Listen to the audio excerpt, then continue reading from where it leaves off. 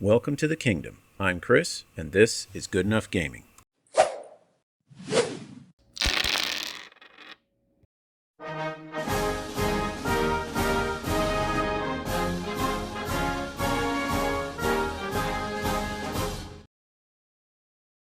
Howdy, folks, and welcome to the month in review for April.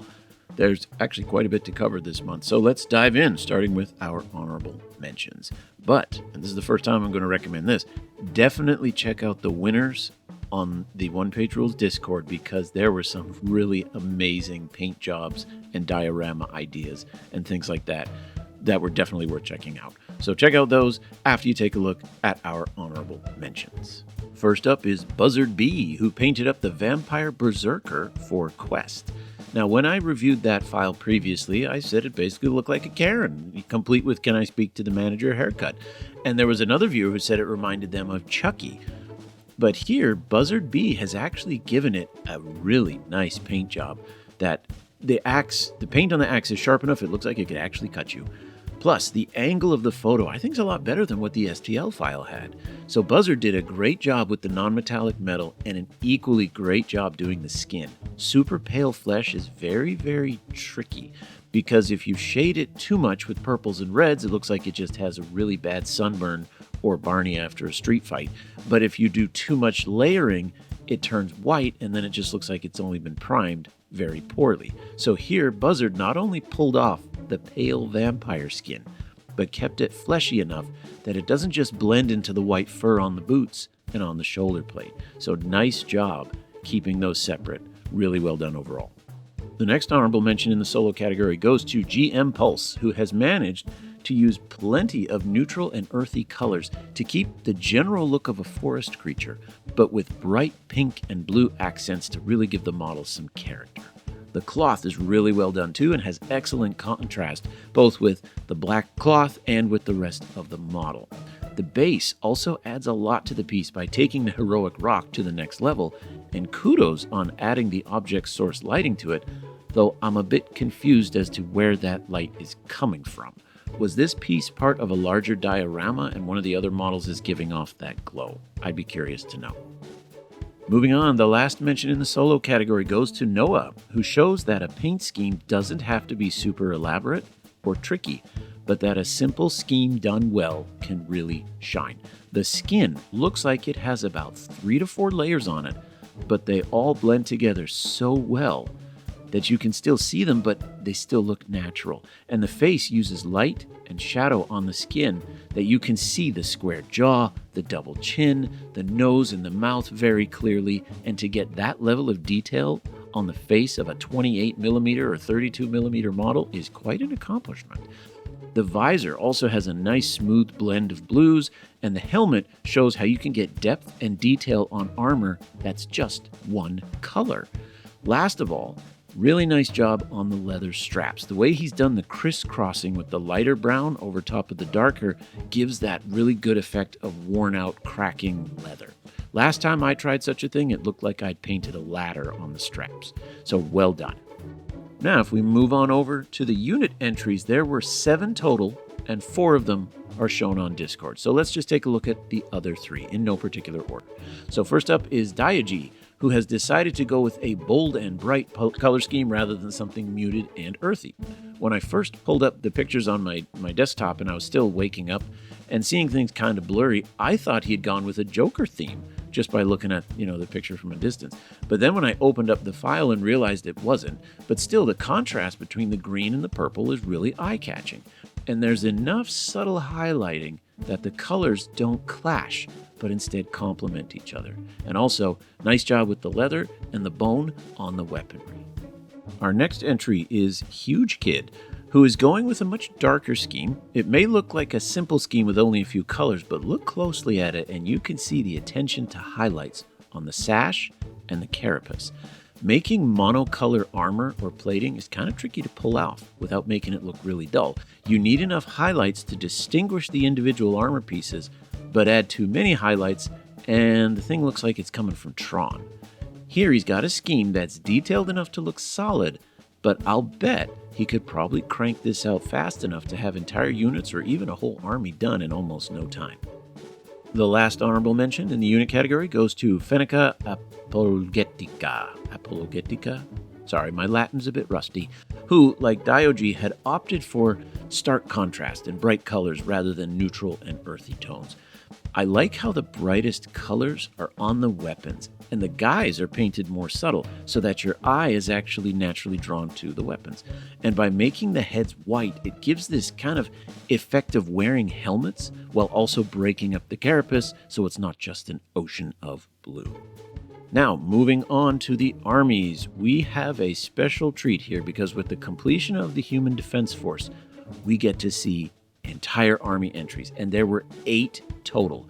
4 of them, of course, will be shown on the Discord, and I don't want to leave out one entry just to give it to the quote-unquote top 3. So we're going to show all of them here.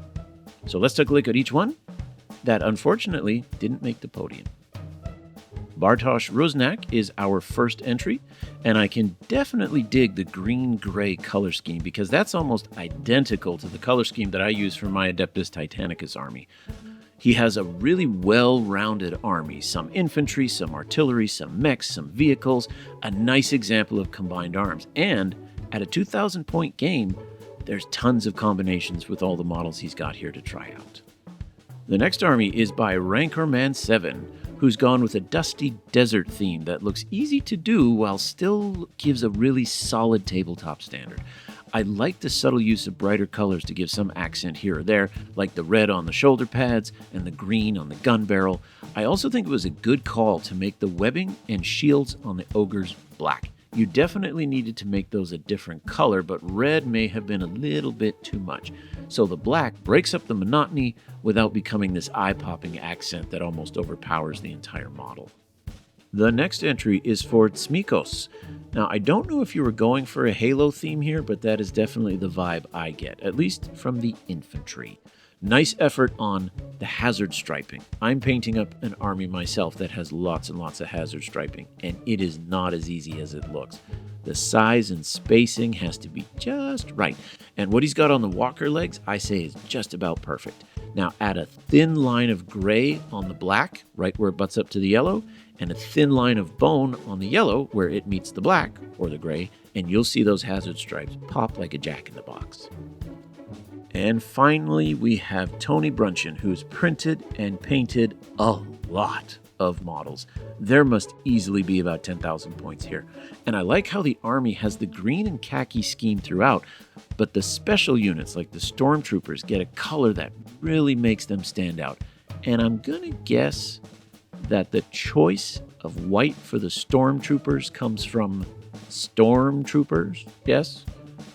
Then the ogres have more of that green and khaki. Basically what I'm saying is it's a great way to unify the army with a paint scheme, but still allow for elite or special units to look a little different within that paint scheme. I just wish that he had done a collage or inserts so that we could see all of the models up close rather than trying to get this massive panorama and everything at the back is too far away, dark, or a little bit blurry. Okay, wow. So that's it for the painting competition. Congrats to all the winners, and kudos to everyone who takes the time to print, prime, and paint just to be able to enter. Now, on with the news and events. First item of business. OPR once again attended Adepticon, but this time with a much larger presence. Instead of being part of someone else's booth, OnePageRules had its own full setup, allowing folks to see the models, to play a demo game, and OPR reported over 200 demo games over the course of the entire convention. So not only was there that demo game section, but there was an official OnePageRules tournament at the convention as well, and there were multiple independent events organized by enthusiasts. So in other words, OPR is growing, and that is good news. And building off that, OnePageRules will be at the UK Gaming Expo next month, and hopefully we'll see the same kind of growth there as well. The next news item is Broken Truth, the upcoming box set with all of the pre-done plastic minis.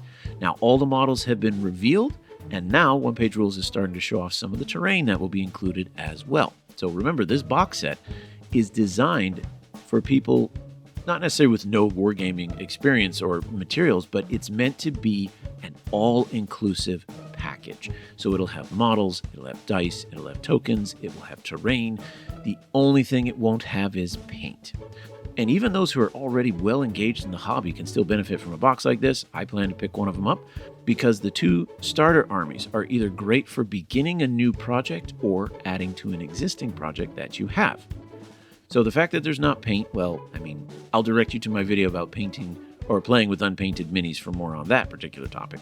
Now, the one downside I see to the PVC minis is there's no ability to customize them. They're already printed. So those models already have those weapons and you can't change it even if you wanted to. However, as I mentioned in my recent WYSIWYG video, which I'll put up here now, that might not actually be as big a problem.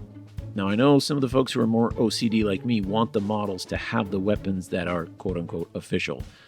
But there's nothing wrong with you taking the models that are armed with, say, flamethrowers, and then playing them again saying, well, this time they are fusion. So I encourage you, if you haven't already, check out both those videos on playing with unpainted models and WYSIWYG and add your own thoughts to the comments. The next item of business is following up on the Duchies of Vinci book for Age of Fantasy. OnePageRules has released the faction book for the Eternal Dynasty as the first of the Grimdark Future faction books. I'm a bit torn on this one. I looked through the book and the art is absolutely fantastic. Beautiful art in a lot of different styles makes the visual element of the book absolutely stunning. The lore part, it wasn't as solid. It came across as a bit confusing, sometimes hard to follow, in a few places really disjointed. So any of you who got the book and have some feedback, please leave comments below. Let me know what you thought. Do you think the writing was good and the art was okay? Do you think all of it was good? Let me know. And our last item of business is a fairly quick one. OnePageRules is growing so fast that they're actually hiring some new people. So if any of you have experience in marketing or e-commerce, head over to the main website, check out the details, and who knows, you might end up working for a gaming company that you love to play. Okay, so now let's take a look at the April STL file releases. So starting off, we have the large desert terrain pieces. Now, as I said with the medium pieces back in March, I think you could expand the use of these depending on your paint scheme. The color scheme could turn that sand into moss or even snow, although I wouldn't try that on pieces with palm trees. Still, I think these pieces are more flexible than they look. Next up is this rather dapper and chipper fellow. For those of you who want to play a Ratman Bard in your Age of Fantasy quest games, your wait is over. He's got plenty of detail and lots of character. Sadly, there's no 360 view of him available to see him from all the angles, but from what I can see here, he doesn't actually have any weapons, not even a dagger. Now granted, as a bard, he relies on his charisma and his melodious lute skills, but nothing sharp and pointy other than his teeth. And if we mosey on over to the Star Quest model, we have a Human Defense Force Berserker. I think this model looks much better than the Vampire Berserker from last month. This one actually looks more like a female Berserker, not like Chucky or Karen or what have you. And I must say, OPR did a good job of blending sci-fi aspects of the Human Defense Force with the brutality and savagery one would normally associate with a Berserker. I do have one question, though, and this is a sincere question. For Grimdark Future and Age of Fantasy, the unit sculpts always include both male and female variations, but the STL files for Quest only provide one or the other. What gives? Why don't players get a choice here like they do in the full-size games? Or am I completely blind and they are available? Which is entirely possible. It's been a very, very long week. But you'd think it'd be more important here to give players the option to mix and match that a little bit, because you're controlling one or two models based on an entire character that you've fleshed out, rather than dozens and dozens that you're only going to see from 3 feet away. Now, these next models here show one way how to deal with that particular problem. Just put a mask over everything and it doesn't matter. Honestly, I had to stare at these for a few minutes before finally noticing that the front left one is the female. It's in the hips and the waist. The Wood Elf dance masters have clearly taken their inspiration from American Indian culture and folklore, and of course that makes a lot of sense. In fact, OPR isn't the first to use this approach to stylizing Wood Elves. For those of you who really got into the Dragonlance saga, Douglas Miles' book, The Kagonesti, tells the story of the Wood Elves of Krynn, and as you can see from this book cover, it has been a long week. It's heavily based on Indian culture, even going so far as to calling the fighters braves instead of soldiers or warriors. So I think they look pretty fantastic, though I hope you like painting feathers. The weapons they carry are pretty snazzy too. The War Dancer unit that this hero can join also looks really, really well done. I especially like the Tonfa melee weapon, crafted to look more primitive and more natural. When I was, taking a bit of criticism at the Wood Elf banner for being too proper and too formal, this is kind of what I meant. The models here have taken a simple weapon, but have given it a look that amplifies the image of these models as forest dwellers. That's what I was hoping to see with the banner, rather than as what you might expect from highbrow elves who happen to live in the forest. It's like comparing the Wood Elves from the 1977 animated Hobbit movie to the Wood Elves of the more recent Lord of the Rings trilogy. Now, what I'm wondering is if OPR stumbled or fell into the design idea halfway through the process. You look at the earlier sculpts and you have lots of the Lord of the Rings version, cultured and sophisticated elves that happen to live in a forest, while these models look more like a culture that has only ever known the forest and has never eaten a meal using utensils and a tablecloth. These models are definitely more feral compared to, say, the Guardians.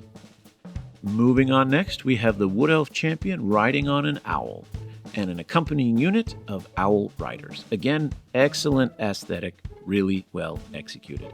I can't wait to see what the community can do with the paint jobs for these guys. I know you can dry brush feathers for a really quick paint job that actually looks pretty good and almost has the texture of fluffy feathers. But I'm curious with what people will do if they want to take the time and detail to paint all of the individual feathers and really give them some attention. And next up is the Fire Titan for Age of Fantasy Human Empire. Now, I got a few comments about this one here. This is another example of OnePageRules trying very hard to go against the conventional or the traditional. When I think of a Fire Titan, normally I'd imagine something like Ragnaros from World of Warcraft, or maybe a red dragon, or maybe even a massive godlike humanoid. Like picture Zeus, but instead of thunderbolts, he throws fireballs. That's what I picture as a Fire Titan. Here, OnePageRules has gone with a salamander. Now, those who played Dungeons & Dragons, or even those who played that old computer game Dungeon Keeper, are going to be familiar with the idea of salamanders being associated with fire. So OnePageRules isn't being 100% counter to the standard here, although it is a departure from what you might normally expect. Personally, I'd prefer the stereotypical fire elemental or something similar. And that's just me, because when I was in my 7th grade science class, the teacher had pets all over the classroom, and occasionally we were allowed to play with them. And 2 of the animals she had were salamanders. And those salamanders' habitat was an aquarium that was 90% water. It was almost just like a fish tank, and there was this tiny ledge where they could climb out of the water onto a log and some grass and some shrubbage and stuff like that. So to me, the last thing I think about when I think of a salamander is fire. Plus, this guy looks a little too adorable to be intimidating. I mean, the sculpt is well done, the pose is good, the details are good, but I could see painting this guy up in shades of teal and blue and running him as a water elemental. I can respect OnePageRules for wanting to be different, but sometimes in being different for the sake of being different, you kind of miss the mark. Now, on to the orcs. First up, the Orc Marauders, the basic troops. First off, I would have to say the loadout options for these guys is impressive, with tons of different weapons to choose from, both for melee and special weapons teams. As for the orcs themselves, I'm a bit torn.